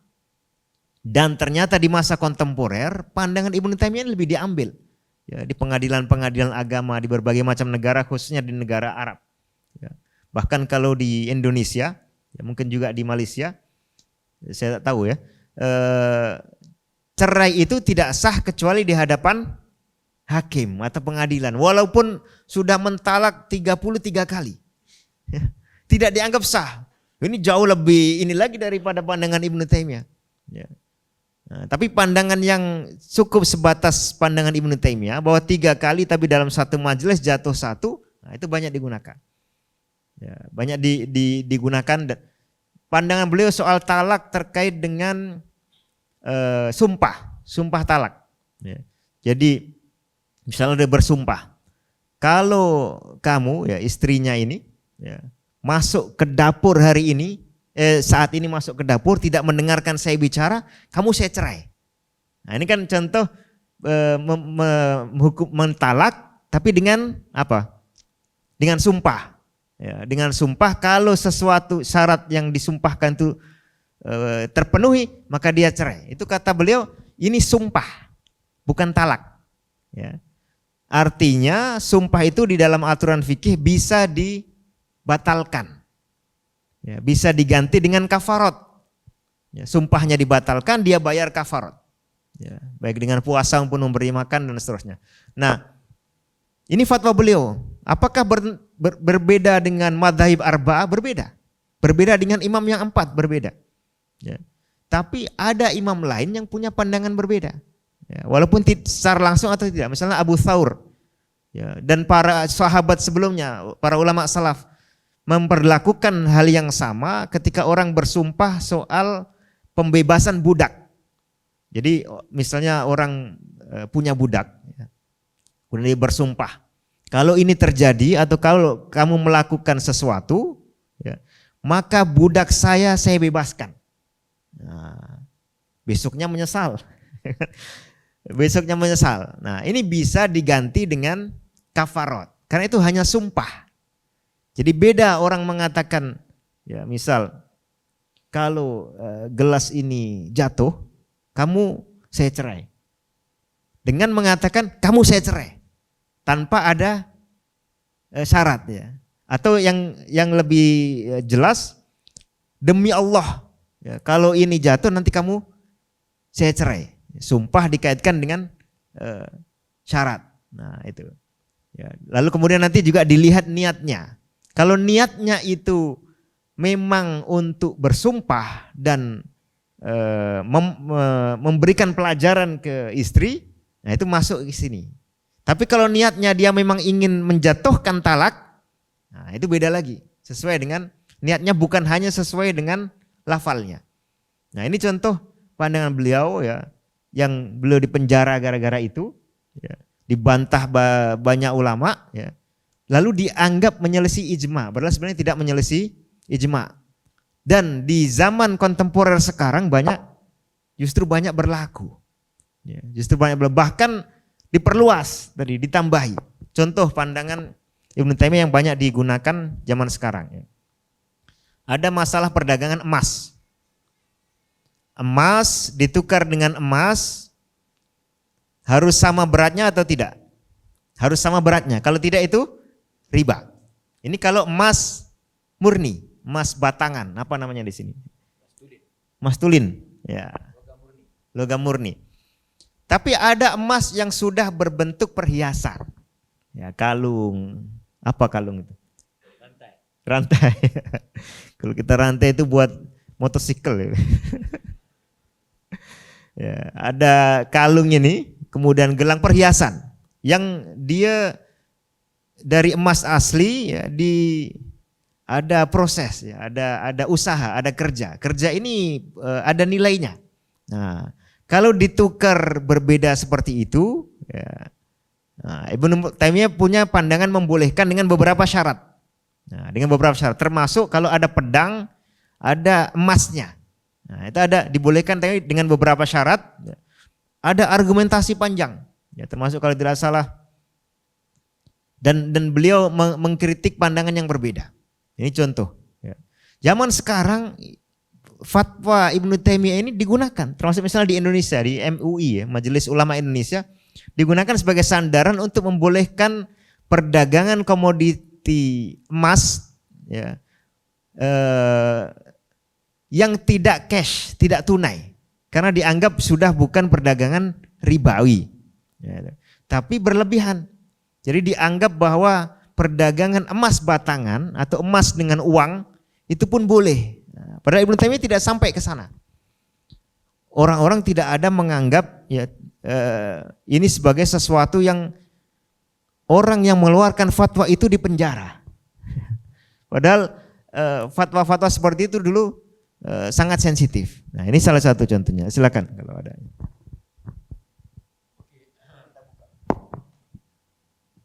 Alhamdulillah kita telah selesai soalan-soalan yang saya kemukakan.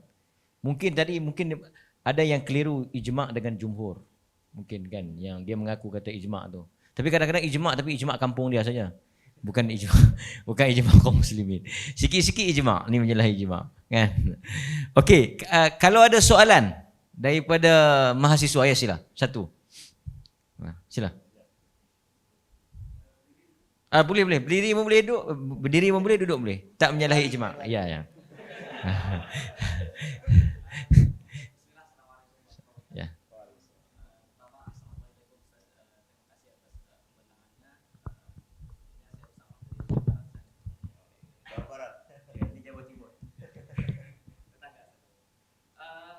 Terkait dengan Ibnu Taimiyah sekarang itu banyak orang yang istilahnya itu tidak suka dengan beliau itu dikarenakan akidahnya yang tajsim. Dan itu memang juga banyak hadir atau tahdir dari para ulama dahulu. Mungkin salah satunya ulama Syafi'iyah yang bernama Ibnu Hajar al-Haytami, yaitu yang terkenal di dalam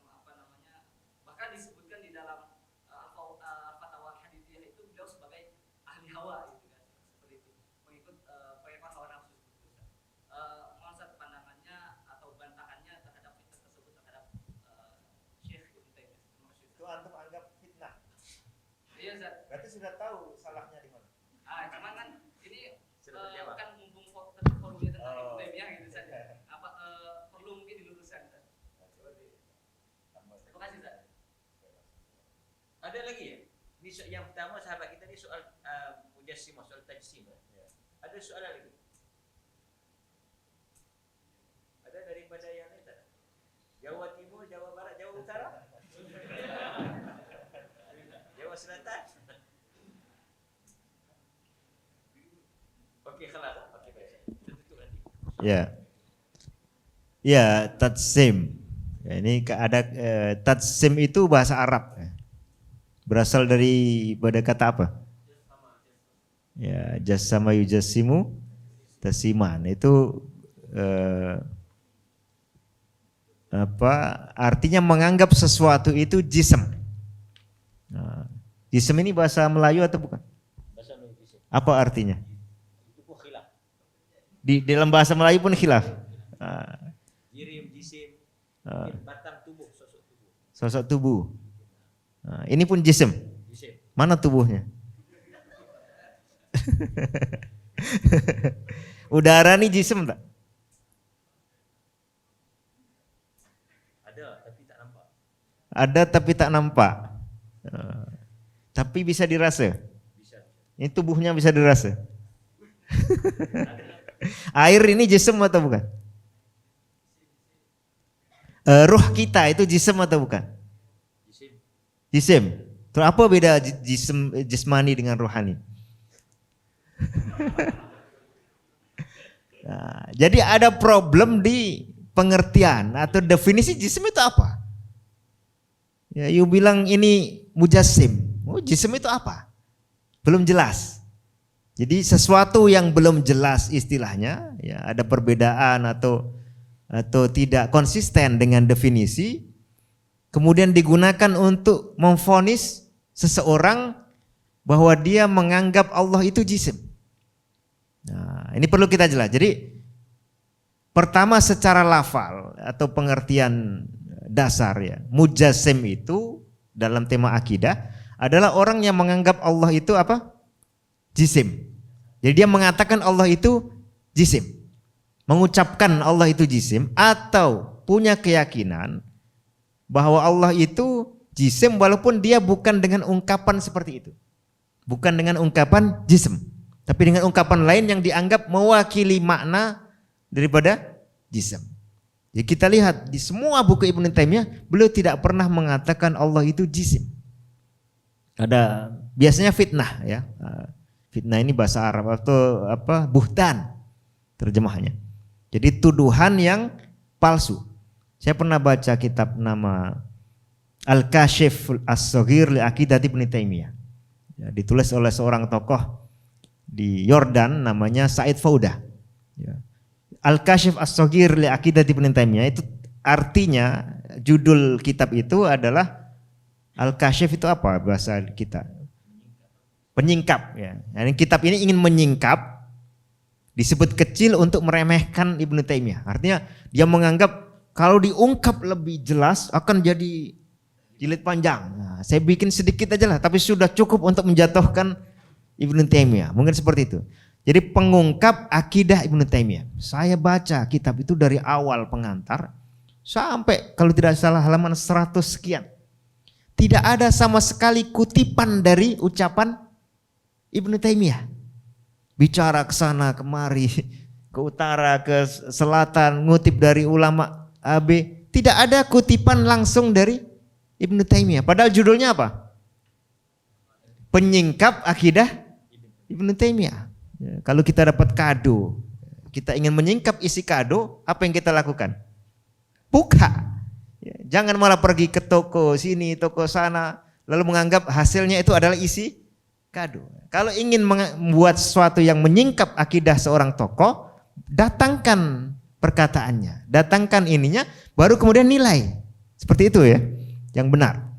Ini tidak sampai halaman 100 sekian, tidak ada kutipan langsung dari Ibnu Taimiyah. Kemudian ada kutipan yang dinisbatkan kepada Ibnu Taimiyah yang pertama waktu itu di buku itu. Dia mengutipnya dengan salah. Itu sebenarnya ungkapan yang dikutip oleh Ibnu Taimiyah ya, dari orang lain di dalam buku Bayan Talbisil Jahmiyah ketika masih dicetak dalam 2 jilid ya, terbitan Syekh Ibnul Qasim kalau tidak salah, belum yang 10 atau 8 jilid itu ya. Itu ucapan dari kalangan Mujassimah ya, atau ucapan dari orang yang menisbatkan qaul itu ke Mujassimah bahwa ma min maujudin illa jisman au qaiman bijismin. Itu dianggap sebagai ucapan Ibnu Taimiyah. Padahal kalau kita baca halaman-halaman sebelumnya itu Ibnu Taimiyah mengutip dari yang lain. Jadi bayangkan satu buku yang dijuluki Al-Kashif mengungkap akidah Ibnu Taimiyah, tapi 100 lebih halaman tidak ada kutipan dari Ibnu Taimiyah. Ketika pertama apabila dia mengutip dari Ibnu Taimiyah, mengutipnya pun palsu. Ucapan orang ya, tadi Ibnu Taimiyah itu nafasnya panjang kalau nulis. Jadi kadang tulisan berhalaman-halaman ya, itu bukan ucapan Ibnu Taimiyah, itu mengutip dari orang lain baru kemudian nanti dinilai atau dianalisis. Nah, ini salah satu bentuk fitnah tadi ya. Fitnah yang ada seperti itu. Nah, yang kedua, jadi dalam semua buku saya bisa jamin, saya bisa garansi, nanti silakan teman-teman cari ya, beliau tidak pernah mengatakan Allah itu jism. Bahkan juga tidak mengatakan Allah itu laisa jisman. Artinya beliau menolak istilah itu. Ya. Karena Allah sudah punya nama, sudah punya sifat yang banyak di Quran dan Sunnah. Kenapa kita dipusingkan, dipeningkan dengan istilah jism atau bukan jism ini? Itu sama-sama tidak pernah digunakan. Seandainya di Quran itu ada kosakata yang mewakili jism atau mewakili laisa jisman, ya, mewakili bahwa Allah itu jism atau bukan jism, ya kita gunakan istilah yang ada di Quran itu. Karena lebih terjamin, ya, lebih terjamin kebenarannya dan konsistensinya. Nah, ini yang pertama. Yang kedua, orang mengatakan, Ibnu Taimiyah tidak bilang Allah itu jism. Tapi Ibnu Taimiyah bilang Allah itu A, B, C, D, yang itu adalah maknanya jism. Nah, kembali tadi, makna jism apa? Ini belum tuntas, belum jelas makna jism itu apa. Jadi, apakah air ini jism? Sudah agak ragu-ragu. Apakah udara ini jism? Sudah ragu. Kalau udara ini bukan jism, berarti tidak semua yang ada di alam ini jism. Ya. Pengertiannya tidak jelas, tidak menunjukkan bahwa itu adalah alam.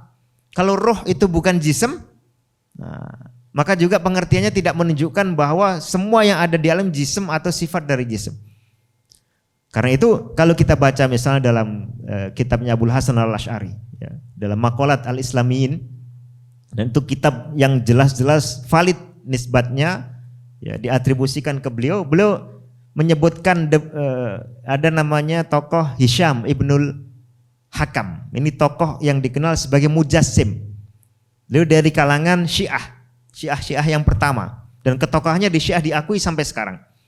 Itu mendefinisikan jism. Dia mengatakan Allah itu jism. Ya.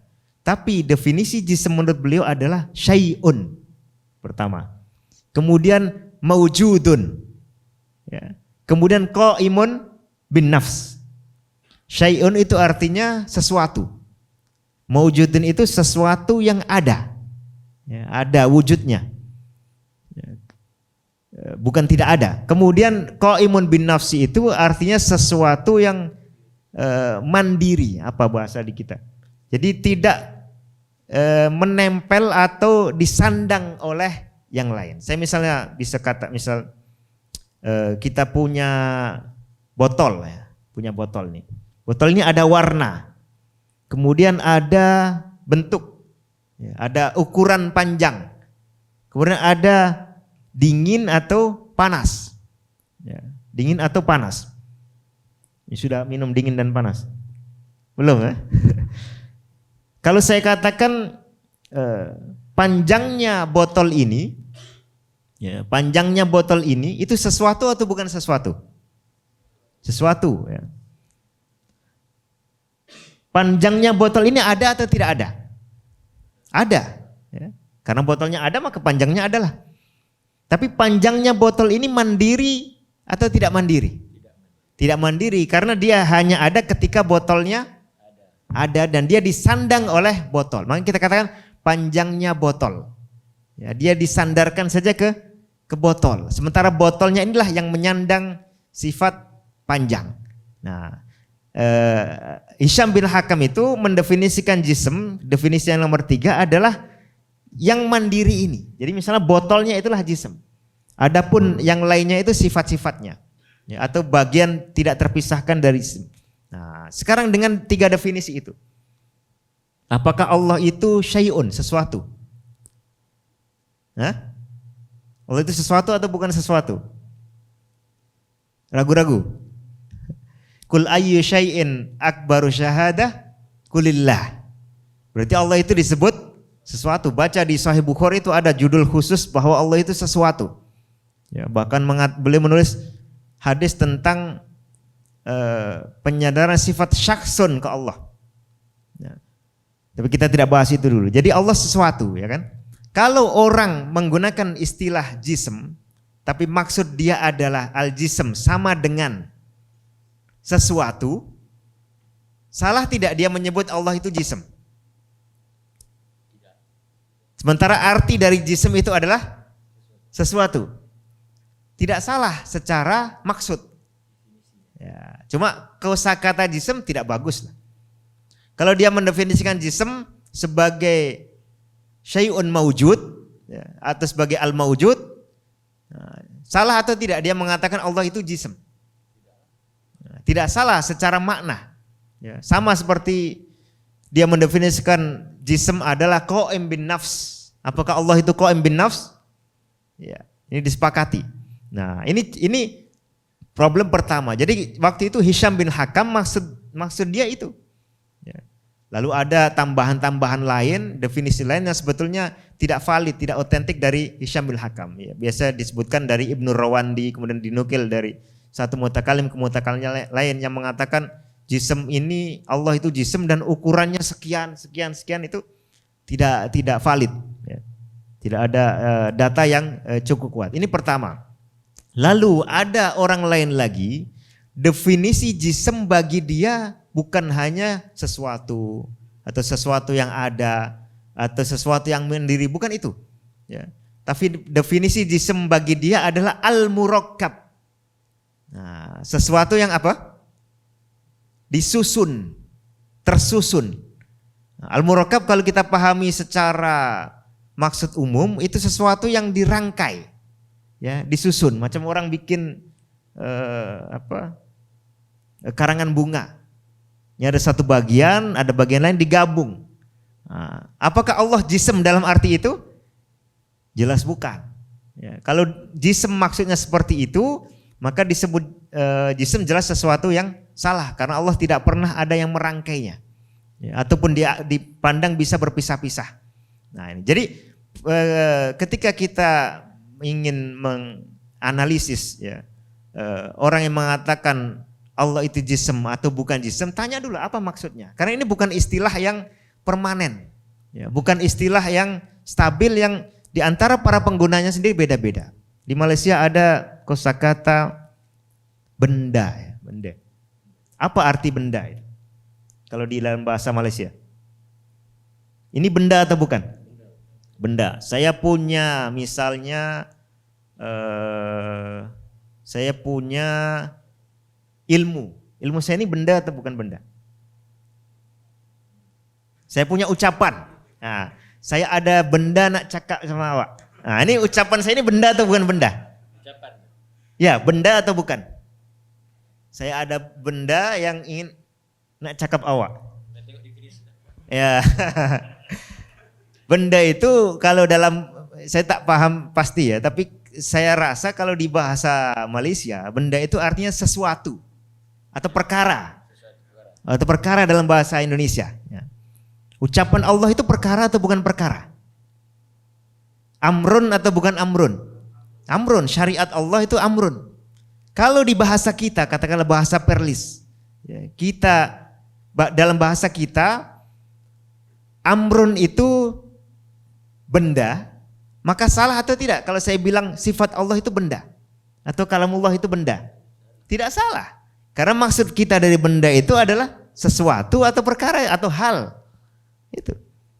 Jadi kalau definisi kita itu cocok ya dan merupakan terjemahan dari kosakata Arab yang benar, yaitu amrun atau syai'un atau ini, maka tidak salah. Nah, mirip seperti itulah. Tapi kalau antum datang ke Indonesia, benda itu khusus langsung terbayang di sini sesuatu yang seperti ini, fisikal. Ya, definisi fisik ini juga panjang. Kalau fisik itu apa?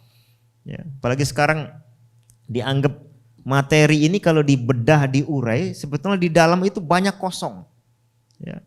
Atom itu ada elektron bisa beredar karena ada banyak ruang kosong. Ya, lalu intinya hanya kecil, intinya ini dibedah lagi banyak kosong lagi. Ya, seolah-olah materi ini sebetulnya bukan benda padat. Lebih rumit lagi.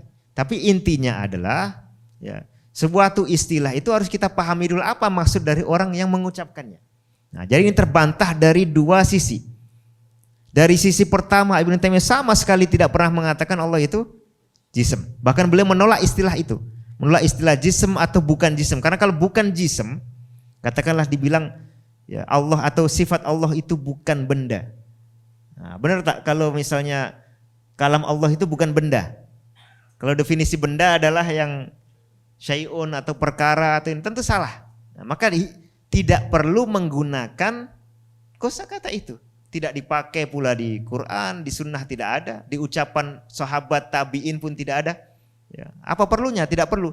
Baik dalam rangka mengatakan jism atau bukan jism. Ya, tinggalkan istilah itu, kita gunakan istilah yang memang ada di Al-Quran. Ya, misalnya Allah itu somadun.